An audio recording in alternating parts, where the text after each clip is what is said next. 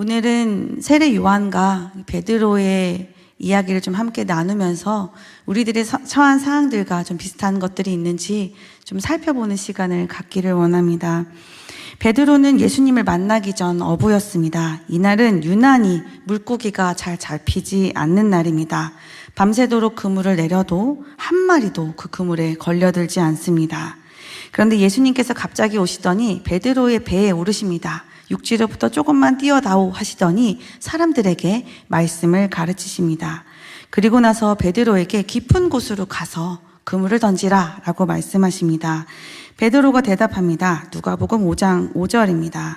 시몬이 대답하여 이르되 선생님 우리들이 밤이 새도록 수고하였으되 잡은 것이 없지만은 말씀에 의지하여 내가 그물을 내리리이다 하고, 나의 경험, 나의 실력, 나의 지식상으로 이미 결론이 난 일이지만 말씀에 의지해서 순종해 보겠습니다. 그물을 내립니다. 하루 종일 만나지 못했던 물고기들이 이 베드로의 그물 안에서 이 모임을 갖습니다. 엄청 많이 잡혔어요. 그물이 찢어질 정도로, 끌어올리지도 못할 정도로 잡힙니다. 사람들에게 도움을 청해서 막 물고기를 걷어 올리는데 한 배에 가득 차도 물고기가 더 있는 거예요. 옆에 있는 배에다 또 담아 놓습니다. 배 두 척이 가라앉을 정도로 아주 많은 물고기를 건지게 됩니다. 순간 베드로는 예수님께 무릎을 꿇고 고백합니다. 주님, 저는 죄인입니다. 저를 떠나소서. 지금 내 앞에 계신 이 분이 보통 사람이 아니라는 것을 베드로가 깨닫습니다. 이것은 마치 선지자들이 하나님의 임재 앞에서 보았던 그 하나님의 임재, 그리고 공포, 두려움과 같은 것이었습니다. 하나님의 영광이 우리에게 드러나면 드러날수록 우리는 그 거룩함 앞에 죄인임을 인정할 수밖에 없습니다. 이것은 신비였어요. 사람들은 배 두 척이 가라앉을 만큼 많이 잡힌 물고기를 보고 놀랐지만 베드로는 하나님의 영광을 드러내시는 예수 그리스도의 거룩함 앞에 놀라고 있었습니다. 그런 베드로에게 말씀하십니다. 두려워하지 말아라. 이제부터 너는 사람을 취하게 되리라. 나를 따르라. 즉시 따릅니다. 그물도 버리고 배도 버리고 직업도 버리고 예수님의 제자가 되어 예수님을 따르는 삶을 살아요. 그런데 예수님과 함께 가는 곳마다 기적이 일어나는 겁니다. 고칠 수 없는 병도 고치시고 귀신 들렸던 사람들이 자유함을 얻고 많은 사람들에게 말씀을 가르쳐 주시는 거예요. 그리고 이 예수님은 좀 달라요.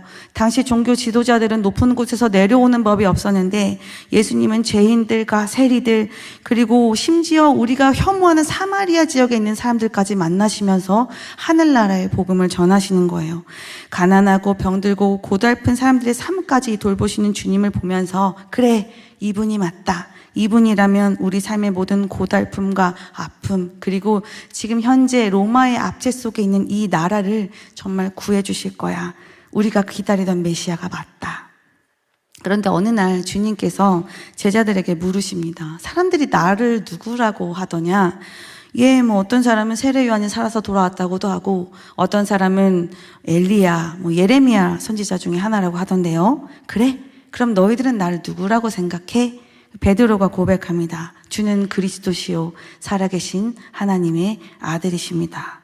오 바요나 시모나, 너에게 복이 있도다. 이 고백을 하게 하시는 분은 하늘에 계신 내 아버지시다.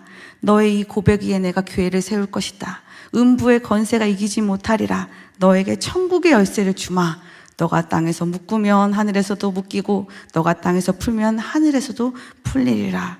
얼마나 벅찼을까요? 우와, 너무너무 신난다. 이야, 너무 대단해. 그런데 그 다음에 이어지는 예수님의 말씀이 이해가 안 돼요. 예수님은 이제 예루살렘으로 올라가실 것이고 장로들과 대제사장, 서기관들에게 많은 고난을 받고 죽임을 당하신다는 거예요. 근데 3일 만에 다시 살아나신다는 말씀을 하셨지만 그 뒤에 말씀은 베드로의 귀에 들리지 않습니다. 뭐라고요? 고난을 받고 돌아가신다고요? 안 돼요, 안 돼. 마태복음 16장 22절에서는 베드로가 예수님을 붙들고 항변하였다라고 표현하고 있습니다. 강력하게 부정하면서 말리고 있죠. 영광의 메시아는 인정했지만 메시아의 십자가는 받아들이지 못했습니다. 받아들일 수 없었습니다. 이해가 되지 않았거든요. 그런데 칭찬을 듣자마자 바로 꼬지람을 듣습니다. 마태복음 16장 25절입니다. 사단아, 내 뒤로 물러가라. 너는 나를 넘어지게 하는 자다. 너가 어찌 하나님의 일을 생각하지 않고 사람의 일을 생각하느냐. 예수님께서 잡히시던 날 밤 베드로는 예수님을 3번 부인합니다. 오로지 예수님에 대한 미움과 진노, 모든 조롱에 가득 차 있는 그 곳에서 맞아요, 나 예수님의 제자예요 라는 말이 차마 입 밖으로 나오질 않았습니다. 그동안 예수님과 함께한 모든 순간들, 예수님을 향한 믿음, 기대, 기쁨, 이 모든 것들이 아무것도 아닌 휴지 조각처럼 버려지는 순간이었습니다. 내 기대와는 다른 예수님을 만나는 순간이었어요. 이런 예수님을 만난 사람이 또 있습니다. 근데 이 사람은 사실 태어날 때부터 좀 남다릅니다. 아버지는 아비야 반열의 제사장 사가랴이었고 어머니는 아론의 자손 엘리사벳입니다. 이 두 부부는 하나님 앞에 의인이었고 모든 행실이 하나님 보시기에 합당한 흠이 없는 자들이었습니다. 근데 이 둘 사이에 아이가 없었어요. 어느 날 사가랴가 하나님 앞에서 제사장의 직무를 할 때 향단 우편에 천사가 나타나서 말합니다. 아들이 태어날 건데 이 아들은 모태에서부터 성령 충만함을 받아 엘리야의 심령과 능력으로 그분이 오실 길을 예비할 자이다. 그렇게 아들이 태어납니다. 그 사람이 바로 세례 요한입니다. 이 아이가 태어났는데 범상치 않습니다. 누가복음 1장 80절입니다. 아이가 자라며 심령이 강하여지며 이스라엘에 나타나는 날까지 빈들에 있으니라. 보통이 아니죠. 그는 광야에 있었습니다. 광야는 그 어떤 세속의 소리가 들리지 않는 단절된 곳이에요. 오로지 그곳에는 하나님과 나 자신만 있습니다. 약대 털옷과 석청과 메뚜기를 먹으며 이 선지자의 사명을 감당하는 것을 준비하고 있었어요. 그는 이사야가 예언한 모습 그대로 예수님이 오실 길을 예비하고 있습니다. 요단강에서 회개를 하는 세례를 베풀고 있었는데요. 그가 전하는 메시지는 결코 달콤하지 않습니다. 독사의 자식들아, 너희들 스스로 아브라함의 자손이라고 생각하지 말아라. 하나님이 이 돌들로도 아브라함의 자손을 만드실 수 있는 분이셔. 지금 도끼가 나무 뿌리에 놓였다. 열매 맺지 않는 나무마다 다 찍어서 불에 던져버릴 것이다. 그러니 회개에 합당한 열매를 맺으라. 예수님께서 당장 오셔서 이 심판하시고 하나님의 나라를 실현할 것이다라는 믿음을 가지고 준비하고 있었습니다. 이렇게 막 예수님이 오실 길을 준비하면서 살아가고 있는데 어느 날 한 사람이 세례를 받으러 오는 거예요. 그 위에 성령이 머무는 것이 보였습니다. 예, 바로 그분이 맞습니다. 아, 내가 기다렸던 그분이구나. 우리에게 성령으로 세례를 베푸시고 능력의 사역을 펼쳐가실 메시아. 요한은 예수님이 바로 우리가 기다리던 메시아다라는 사실을 사람들에게 전파합니다. 그런데 헤롯이 동생의 아내를 취하는 죄를 범합니다. 그의 행동을 책망하는 바람에 이 요한은 옥에 갇히게 됩니다. 예수님은 세례 요한이 옥에 갇혔다는 소식을 듣고도 그 어떤 행동도 그 어떤 조치도 취하지 않으십니다. 그냥 자신의 사역을 묵묵히 펼쳐가실 뿐이었습니다. 세례 요한은 옥에 갇혀 있는 상태에서 제자들에게 예수님이 하신 일을 듣고 있습니다. 근데 조금 이상해요. 내가 그리던 그리스도와 지금 그리스도가 다른 행보를 걸어가고 있거든요. 이 시대 사람들은요, 좀 비슷한 메시아관을 가지고 있었습니다.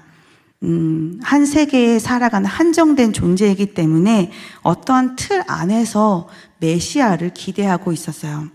우리를 억압하는 이 억압과 압제 속에서 해방시켜 주실 것이라는 공통된 주제가 이들에게 있었어요. 세례 요한에게도 있었고 베드로에게도 있었습니다.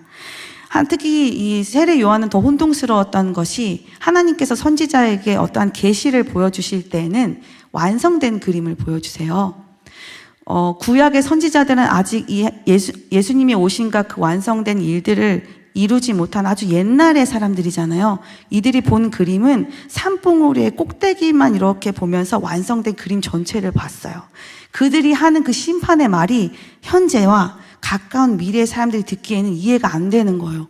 무슨 뚱딴지 같은 소리를 하지? 이해가 되지 않는데. 근데 세례 요한은 달랐잖아요.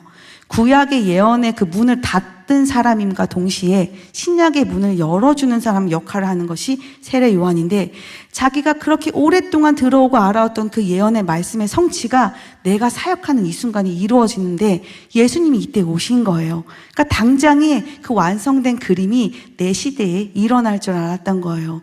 당장에 불로 심판하고 불의를 저지르는 악한 세력들을 무찔러 주시고 억압당하는 우리들을 구해주시는 이 일들이 일어날 줄 알았던 것이죠. 이사야 35장 이 4절에서 6절 말씀을 보시면 이들이 왜 이러한 생각을 가졌는지 좀 이해가 될 거예요. 잠깐 읽어드릴게요. 겁내는 자들에게 이르기를 굳세어라, 두려워하지 말라. 보라, 너희의 하나님이 오사 보복하시며 갚아주실 것이라. 하나님이 오사 너희를 구하시리라 하라. 그때에 맹인의 눈이 밝을 것이며 못 듣는 사람의 귀가 열릴 것이며 그때에 저는 자는 사슴같이 뛸 것이며 말 못하는 자의 혀는 노래하리니 이는 광야에서 물이 솟겠고 사막에서 시내가 흐를 것이니라. 우리를 해방시켜 주실 것이다. 억압받는 자들을 하나님께서 구해 주실 것이다. 지금 감옥에 갇혀 있는 나도 구해 주셔야지. 이게 세례 요한의 생각이었는데요. 자기의 기대와는 전혀 다르게 움직이고 계시는 예수님을 보는 거예요. 그래서 제자들을 보내서 이러한 질문을 던집니다. 당신이 그 오실 이가 맞습니까? 아니면 우리가 다른 일을 기다릴까요? 모든 것이 다 무너지는 순간이 아니었을까요? 태어났을 때부터 사명감을 가지고 자기 전 인생을 바쳤거든요. 그리고 어렸을 때부터 수도 없이 듣지 않았을까요? 너는 보통 아이가 아니야. 너는 그분이 오실 길을 예비하기 위해서 태어난 사람이야. 그는 온전히 사명감을 가지고 살았어요. 그리고 내가 이 사명의 자리에 있을 때 내 존재의 이 모든 가치가 실현된다고 굳게 믿고 있었을 것입니다. 철저히 평생을 주님 오실 길을 예비하면서 살았어요. 그런데 다른 모습으로 예수님이 계시는 거예요. 내 기대와 다른 예수님을 만나는 순간입니다. 베드로는 부인했지만 예수님이 부활하셨어요. 부활하셨다는 소식이 여기저기서 막 들리는데 믿지 않아요. 그것을 받아들이지 않습니다. 그래서 예수님이 부활하신 몸을 이끌고 제자들을 만나러 오셨어요. 2번이나 만나주셨는데도 베드로는 다시 업으로 돌아갑니다. 나는 그냥 돌아가서 물고기나 잡으련다. 십자가를 3번이나 부인한 그에게 부활의 기쁨을 누리는 것이 합당하지 않았습니다. 아마 그는 실망과 절망 가운데 수치심 속에서 그물을 던졌을 거예요. 세례 요한은 일생을 주님 오실 길을 예비하며 예수님이 그리스도이심을 가장 먼저 증거한 사람이고, 베드로는 넘치는 열정과 사랑으로 예수님을 따르면서 그의 고백, 주는 그리스도시요 살아계신 하나님의 아들이십니다라는 것을 믿음으로 고백한 사람이죠. 그런데 이 둘은 모두 예수님에 대한 상실감을 경험합니다. 상실감을 느껴보신 적이 있으신가요? 우리 일상 속에서 아주 많이 있죠. 내가 노력을 기울인 것에 비해서 효과가 나타나지 않았을 때, 특히 내가 기대한 만큼 결과가 나오지 않았을 때 찾아옵니다. 상실감은 내가 기대하면 기대할수록, 내가 열정적이면 열정적일수록, 내가 무엇인가를 사랑하면 사랑할수록 더 크게 다가옵니다. 신에 대한 상실감도 비슷합니다. 신에 대한 열정과 사랑이 클수록 상실감도 커요. 기대가 큰 만큼, 사랑과 열정이 큰 만큼 이 상실감도 크게 다가옵니다. 그런데 이 상실감을 만나면요, 사실 회복하기가 쉽지 않습니다. 베드로를 보세요. 활짝 열린 무덤 안으로 들어가서 예수님이 누였던 그곳이 비어있는 것을 확인까지 하고, 그것에 놀라기도 하지만 집으로 돌아가고, 예수님이 만나주셔도 결국 업으로 돌아가잖아요. 회복이 되질 않습니다. 혹시 신에 대한 상실감을 가져보신 적이 있나요? 내 일생에서 일어나는 일상의 상실감 때문에 하나님을 바라보는 것 말고 예수님 자체의 상실감, 하나님 자체의 상실감 말입니다. 나는 주님을 기대했고 그에 대한 사랑을 정말 내 온 마음을 다해서 사랑했고 내 열정을 다 쏟아 부어서 불태웠는데 내가 기대한 것과 다른 하나님을 만났을 때 신에 대한 상실감은 크고요, 회복 쉽지 않습니다. 어떻게 회복할까요? 예수님께서요, 이 상실한 베드로의 마음을 회복시켜 주시기 위해서 갈릴리 호수로 다시 찾아오십니다. 이날도 예수님을 처음 만났었을 때랑 똑같은 상황이 벌어져요. 물고기가 한 마리도 잡히지 않습니다. 이번에 예수님께서 그물을 오른쪽으로 던져라 라고 말씀하시죠. 던졌더니 물고기가 많이 잡혀요. 예수님과 만났던 첫 장면이 떠오릅니다. 베드로를 부르시던 그 날이었어요. 베드로는 배가 육지에 도착하기도 전에 바다에 뛰어들어 예수님께로 달려갑니다. 그렇게 달려간 그 베드로에게 예수님께서 물으십니다. 바요나 시몬아, 너가 이 사람들보다 나를 더 사랑하느냐? 예, 주님. 저 주님 사랑하는 거 주님이 아시죠? 그래, 그럼 내 어린 양을 먹여라. 베드로, 넌 나를 사랑하니? 예, 저 예수님 사랑해요. 저 예수님 사랑하는 거 주님 아시잖아요. 그래? 그러면 내 양을 치라. 예수님께서 한 번 더 물으십니다. 베드로, 넌 나 사랑하니? 그때 고민해요. 이것은 심히 괴로워했다라는 표현입니다. 세 번째구나. 내가 3번 부인했던 이것을 예수님께서 3번 채워서 물어봐 주시는구나. 예, 주님. 저 주님 사랑해요. 주님 사랑하는 거 주님이 아십니다. 그래, 그럼 나의 양을 먹여라. 그리고 나를 따르라. 이 말은요, 내가 베드로, 나 다 알아. 너가 나 사랑하는 거 내가 다 알지.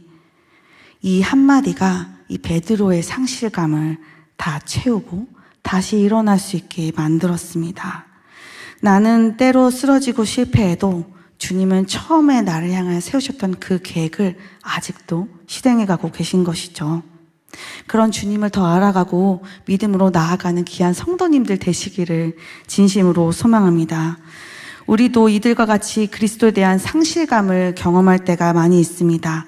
그 어떤 것으로도 채워지지 않고 무엇을 해도 갈증이 해소되지 않는데 꽤 긴 시간 해결 방법도 모른 채 오래 흘러간 적도 있었던 것 같습니다. 이 시간이 헛된 시간일까요? 하나도 헛되지 않습니다. 이 시기는 왜곡된 신에 대한 지식과 올바르지 않은 방향으로 흘렀던 나의 열심과 열정이 교정되는 시기입니다. 무엇이 내 인생의 진짜인가, 참인가, 여러 가지 중에서 딱 하나만 남는 시간이에요. 그것을 알아가는 시간이고 더 성숙해져 가는 시간입니다. 내가 기대한 그 내가 예수님을 기대하는 바람에 예수님과 나와의 거리가 굉장히 있었는데 이 상실하는 시간을 통해서 예수님과 나의 거리가 이렇게 좁혀지는 거예요.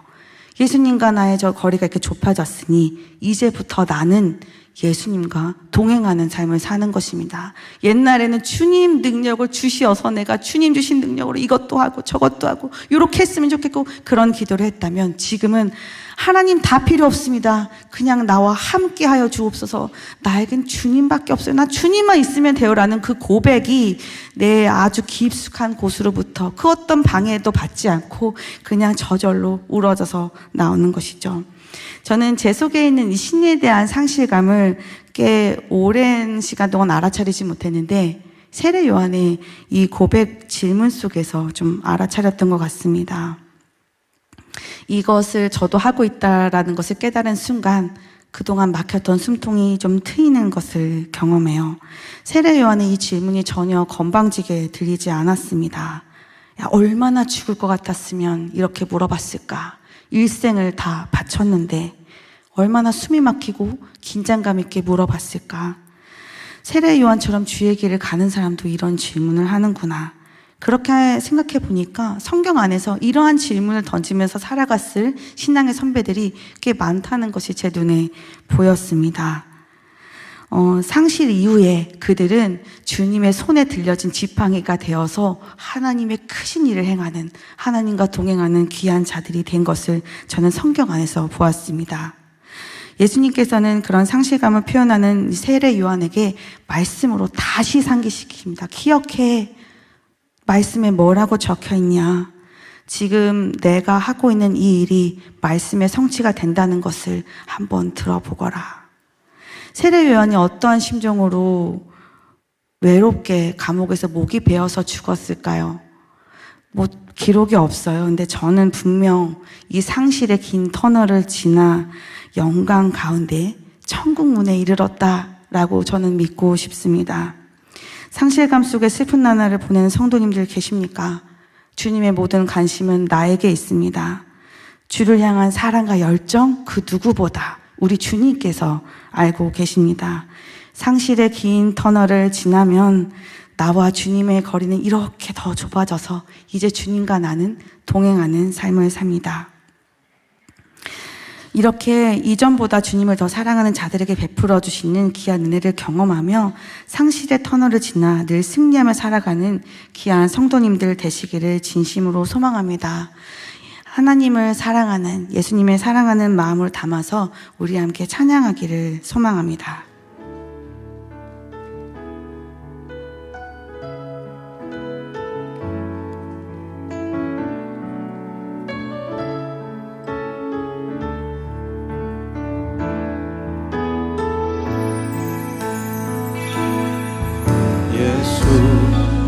우리들의 밝은 빛 은혜와 긍휼을 베푸시는 주 의의 길을 따라가는 주의 자녀들에게 항상 밝은 빛을 비추시네. 그는 구원의 주 하나님 공의로 세상을 다스리시네. 주를 경외하는 자들에게 부어주시니 놀라운 주님의 영광.